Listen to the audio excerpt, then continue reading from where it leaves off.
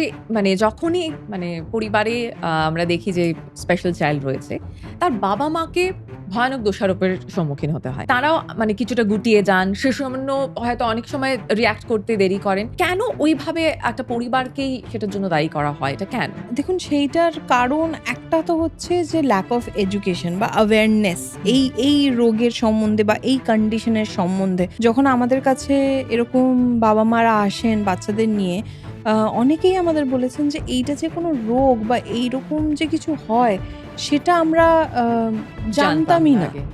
তো এই lack of awareness কিন্তু একটা খুব ইম্পর্টেন্ট ফ্যাক্টর। কেন কি তার আগে অবধি কিন্তু লোকজন যখনই এই ধরনের সিচুয়েশন হতো, তারাও কিন্তু কিছু একটা নাম দিতেন সেটাকে, কিন্তু সেটাকে অটিজম হয়তো বলে চিনতেন সেই। না। তখন আইদের তারা ভাবতেন যে এর দ্বারা কিছু হবে না, আরে এ তো বোকা, আরে একে তাড়াতাড়ি বিয়ে দিয়ে দাও, এ তো মিশতে পারে না, এ বন্ধু বানাতে পারে না, এইসব ঠিক। বলে তারা চালিয়ে দিয়েছে। হুম, যারা এতদিন এটাকে জানতো না বা এটা কোনো রোগ বলে মনে হুম, করেননি, হুম। তারাও কিন্তু এখনো আছেন, ওই জেনারেশনরাও একদমই, কিন্তু আছেন। একদমই। হেন্স তারা ভীষণ ইনফ্লুয়েন্স করে। মানে কি একটা বাবা মাকেও সাইকোলজিক্যাল রেডিনেসে আসতে হবে যে না হুম। এটা একটা প্রবলেম এবং আমাকে এটার দিকে সলিউশন নিয়ে আসতে হবে।